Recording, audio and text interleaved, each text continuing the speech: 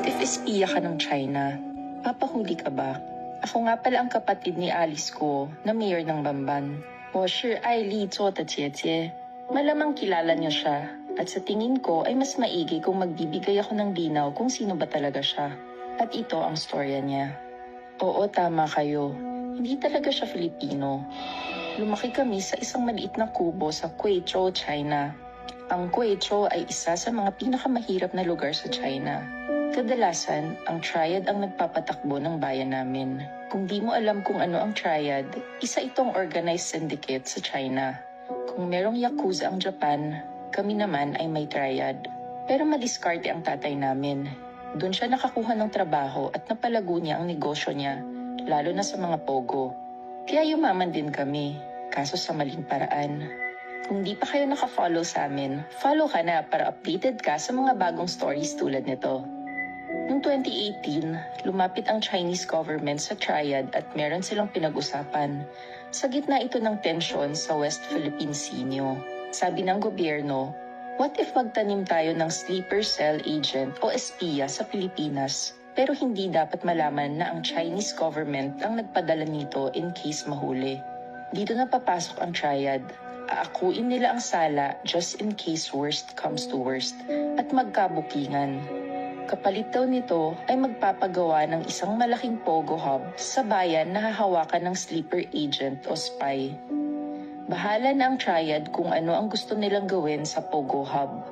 Isa pang kondisyon ay dapat sila din ang mag-finance ng operasyon.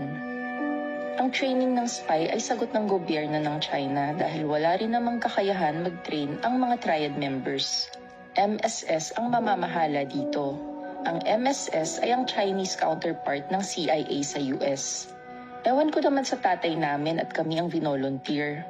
At dito nagsimula ang training namin ni Ate Alice. Sinama ako sa training as a backup just in case may mangyari kay ate. 2 years din kami nag-training. Ang hirap maging espiya. Pero ang pinaka-challenge namin ay ang mag-aral ng Tagalog. Pansin niyo din sa hearing, may punto si Ate Alice at basic Tagalog words lang ang gamit. Kasi nga, Mandarin talaga ang native language namin. Hindi rin okay ang backstory namin ni Ate Alice. Wala masyadong eksplanasyon sa mga nawawalang taon namin bago dumating ng Pilipinas. Sabi nila, wag na daw pansinin masyado. Madali namang mauto ang mga Pilipino. Pera lang ang katapat.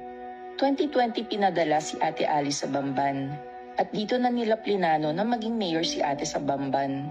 Isang maliit lang na munisipyo para di halata ng Philippine government. Nakapag-register din siya as a voter at nakapasa din sa COMELEC checking as a mayor candidate. Akalain mo yun, pera lang talagang katapat. And the rest of the story ay alam niyo na. Nanalo si ate bilang mayor. Nakapagpagawa siya ng malaking pogo site. At pati ang mga pogo workers ay ginawan din nila ng peking passport at birth certificate. Marami ring natutunan si Ate Alice sa Philippine government, lalo na sa emergency response nila in case may aatake. Lalo na din ang mga plano sa West Philippine Sea. Yun nga lang, na-raid ang pogo site na ito at na-trace kay ate. Magaling din si Ate Alice at nalulusutan niya ang mga tanong. Ang nakakatawa dito, kung sa ibang bansa ito, bitay ang katapat ng espionage. Pero dito sa Pinas, parang circus lang. Nakakatawa.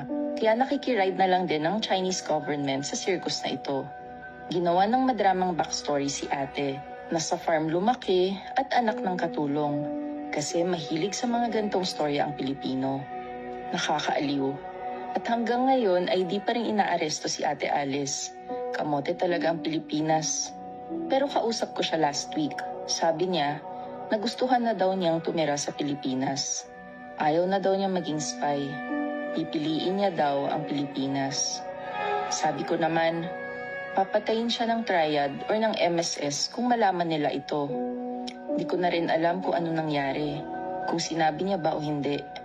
Hindi ko rin alam kung isang propaganda ang sinabi niya sa akin at ito din ang next niyang sasabihin sa media. Ang alam ko lang, ilang araw ko na siyang di nakakausap. Baka napatay na siya ng MSS or triad dahil pinili niya ang Pilipinas.